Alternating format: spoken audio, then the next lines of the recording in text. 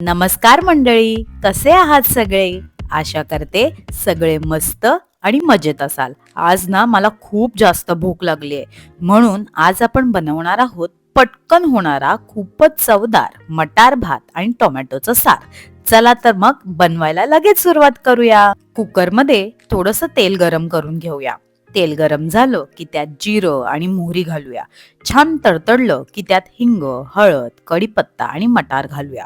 चवीनुसार मीठ आणि थोडंसं पाणी सुद्धा घालूया, म्हणजे काही जळणार नाही. आता यात हिरवी मिरची, आलं, लसूण, कोथिंबीर आणि ओलं खोबरं यांची तयार केलेली पेस्ट सुद्धा घालूया.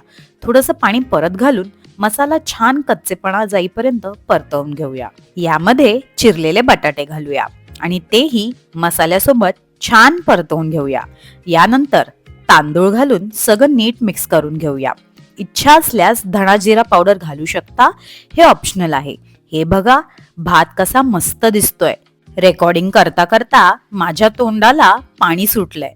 जितके तांदूळ घेतले असतील ना, त्याच्या दुप्पट पाणी घालूया. उकळी आली की कुकरला प्रेशर लावूया. तोपर्यंत आपण बनवूया टोमॅटोचं सार. यासाठी आपल्याला लागणार आहेत उकडलेले टोमॅटो आणि त्यात लसूण, मिरची, कोथिंबीर, ओलं खोबरं, मीठ आणि थोडी साखर घालून मिक्सरमध्ये बारीक पेस्ट करून घेऊया. गरजेनुसार पाणी घालून हे सार आपण गरम करूया. आता सारासाठी फोडणी करूया. कढईत तेल गरम करून जिरं, मोहरी, हिंग आणि कढीपत्ता घालूया. ही फोडणी थेट टोमॅटोच्या सारवर घालूया. या फोडणीमुळे साराला खूपच मस्त चव येते. बोलता बोलता आपलं संपूर्ण जेवण तयार झालंय. मटार भात, टोमॅटोचं सार आणि सोबत मटार बटाट्याची भाजी एकदम परफेक्ट कॉम्बो आहे.